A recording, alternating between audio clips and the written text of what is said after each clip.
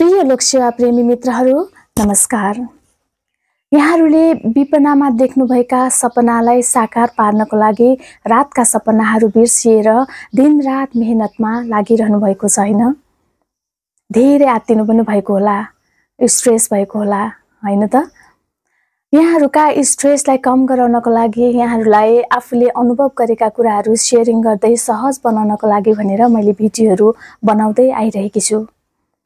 Regular रूपमा कुनै काम गरिराख्दा हामीलाई प्रयोग गरिरहेको हतियारमा धार लगाउनु पर्ने हुन्छ र हामीलाई यो लोकसेवाको तयारीमा पनि विभिन्न पत्रपत्रिकाका लेखहरू, कुनै रिलेटेड कथा कविताहरू र त्यस्तै रिफ्रेश गराउने खालका विषयवस्तुहरूले हाम्रो मेहनतमा धार लगाउने काम गर्दछ भनेर पनि हामीले बुझ्नुपर्ने हुन्छ। मैले हजुरहरू जस्तै कुनै लोकसेवा एस्पिरेन्टको तर्फबाट आफैले रचना गरेको एउटा कथा लिएर आएकी छु।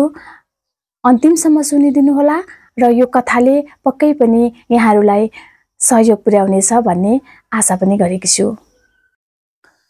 लोकसेवा प्रेम। टक्क टाइमर सेट गरेर लेख्न सुरु गरेको थिएँ। चढ्याङ्ग चड्किएको आवाजले डिस्टर्ब गर्यो। भो लेख्छु, जे सुकै होस् भनेर लेख्दै थिएँ। पानी दर्किन थालिहाल्यो। लेख्दै गरेको कापीमा छानुबाट तर पानी चुहियो। अब कता बाल्टी थाप्ने, कता बाटा थाप्ने, अलिअलि भाँडाकुँडा खोजेर चुहिएका ठाउँहरूका तल राखिदिएँ। अघि लेख्न खोजेको प्रश्न थियो, सामाजिक न्यायका लागि राज्यले के कस्ता व्यवस्था तथा पहलकदमी गरेको छ र यस कार्यका लागि नागरिकका तर्फबाट के कस्ता भूमिका निर्वाह गर्न उपयुक्त ठान्नुहुन्छ। अब त दिमाग कता पुग्यो कता। पल्लो कोठामा सिरक डसना भिजाएछ चुहेको पानीले। साँझ आमाको गाली खाने डरले लोकसेवा तयारी भन्ने विषय नै दिमागबाट उडेको अनुभूति भयो। म 3 कक्षामा पढ्थेँ। स्कुलमा नीलो कोट, प्यान्ट, सेतो सर्ट र कालो जुत्तामा चिटिक्क सजिएका खोइ हाकिम साहब भन्दै हुनुहुन्थ्यो सरहरू। केही मान्छे आएका थिए, अनुगमन आएका रे। उनीहरू सरकारी जागिरी रे। त्यसपछिको शनिबार वस्तु चराउन जङ्गल गएका बेला मेरो मनमा भने उथल पुथल भइराखेको थियो। त्यस्तै चिटिक्क परेको ड्रेसमा सजिएर स्कुलको अनुगमन गर्ने हाकिम साहब बन्न के गर्नुपर्ने होला है मैले। धेरै दिनसम्म दिमाग हल्लिएपछि एक दिन बालाई सुनाएको थिएँ र मैले त्यस्तै बन्न के गर्नुपर्छ बा भनेर सोधेको थिएँ। बाले भन्नुभएको थियो, त्यस्तो बन्न त धेरै पढ्नुपर्छ, तर छोरा हामी त गरिब छौँ, तँलाई त्यति धेरै पढाउन सक्दैनौँ। मलाई पनि अब जसरी हुन्छ खुब धेरै पढ्छु भन्ने इच्छा जागरुक भएको थियो। निकै दिनपछि स्कुलमा शिक्षकसँग सोधेँ, सर त्यो अस्ति नै हाम्रो स्कुलमा अनुगमन गर्न भनेर आउनुभएको थियो नि मान्छेहरू, राम्रा कोट प्यान्ट जुत्ता लगाएका, त्यस्तै बन्न के गर्नुपर्छ? सरले हाँस्दै जवाफ दिनुभएको थियो, त्यसका लागि त लोकसेवा आयोगको परीक्षा पास गर्नुपर्छ। त्यस दिनबाट त्यो निलो कोट प्यान्ट, सेतो सर्ट र राम्रा काला जुत्ता लगाएर स्कुल अनुगमन गर्न जाने रहरले मेरो मनको अन्तरकुन्तरमा डेरा जमाएर बसेको थियो र अहिले त्यही लोकसेवा पास गर्ने भनेर आफ्नो तर्फबाट सक्ने जति मेहनत गरिराखेको छु। अरूहरू त राजधानी काठमाडौँ जान्छन् रे यो तयारीका लागि। दिन रात कोठा थुनेर पढ्छन् रे। मैले भने केही थान किताबहरू बटुलेको छु, फुर्सदमा पढ्छु अनि जुनसुकै काम गर्दा पनि पढेका कुराहरू सोच्दै सम्झिँदै गर्छु। रातमा पढ्छु, लेख्छु र निदाएपछि समेत सपनामा तिनै विषयहरूसँग सम्बद्ध सपनाहरू देख्छु। साँची म त्यो सामाजिक न्याय सम्बन्धी प्रश्नको उत्तर लेख्दै थिएँ। राज्यले सामाजिक न्यायको माध्यमबाट जोखिम र वञ्चितीकरणमा परेका नागरिकलाई माथि उठाउनका लागि कति धेरै काम गर्ने रहेछ भन्ने कुरा पनि त मलाई यो लोकसेवाबारे बुझ्नु अगाडि त कहाँ थाहा थियो र। यही थाहा पाएपछि त हो नि बुबाले स्कुल अनुगमन गर्ने हाकिम बन्न धेरै पढ्नुपर्छ र त्यो हामी पढाउन सक्दैनौँ भन्नुभएको थियो।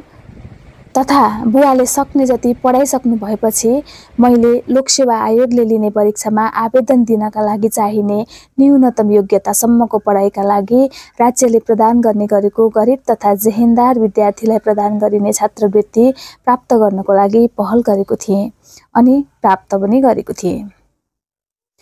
र मेरो घरको चुहिने छानोका लागि पनि गाउँपालिकाको कार्यालयमा निवेदन दिएको छु।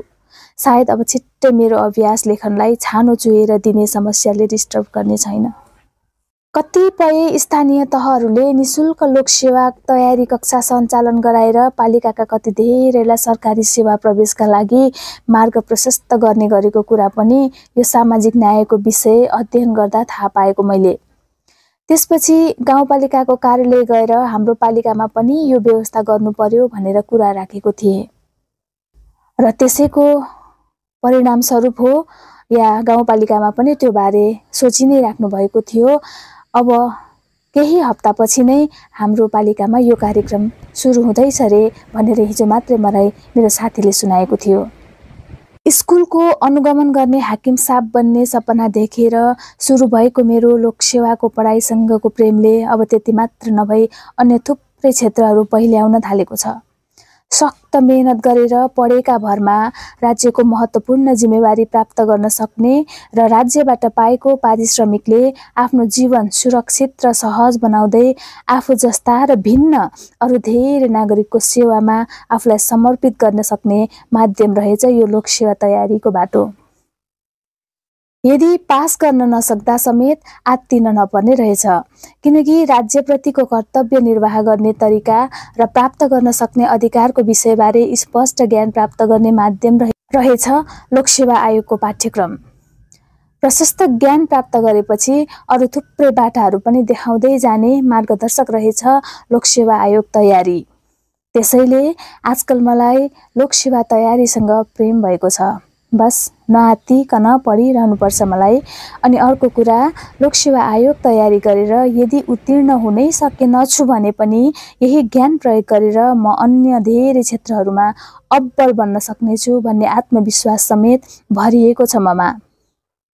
अत लोकसेवा आयोगको परीक्षामा पास भए पनि पास र फेल भए पनि पास, अर्थात् यदि धेरै प्रयास गर्दा पनि नसकेर यदि फेल भएमा तयारीको क्रममा प्राप्त गरेको ज्ञानले अन्य थुप्रै क्षेत्रमा प्रवेश गरी जीवनरथ अघि बढाउन सकिने रहेछ भन्ने कुरो बुझेको छु मैले।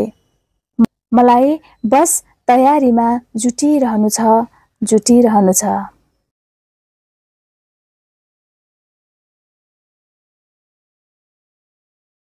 यहाँहरूलाई आजको कथा कस्तो लाग्यो?